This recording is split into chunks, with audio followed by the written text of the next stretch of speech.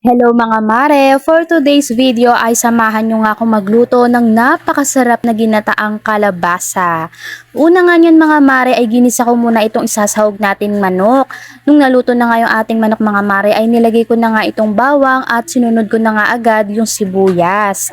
Tapos mga mare ay naglagay din pala tayo dito ng kamatis. Ayan, the best yan sa ating pinakbet. Halo-halo lang mga mare at sinunod na nga natin itong ating pinakbet na mga gulay, kalabasa, sitaw, talong, okra at ampalaya. Ayan, budget na budget meal lang ito mga mare. Naglagay nga rin pala tayo dito ng tubig para pampalambot sa ating pinakbet.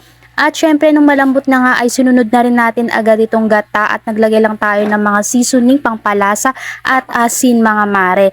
At ayan na nga mga mare, luto na nga yung ating pinakbet. Kitang-kita nyo naman, napakasarap ng ating ulam ngayong gabi. Ayan mga mare, gulay-gulay muna tayo ngayong gabi. Napakasarap niyan. Kaway-kaway nga pala dyan mga mare sa mga mahilig sa ginataang gulay. Ayan mga mare, kain na po tayo. Luto na yung ating ulam ngayong gabi. Napakasarap mga mare. Thank you for watching. Kita-kits po sa susunod kong mini vlog.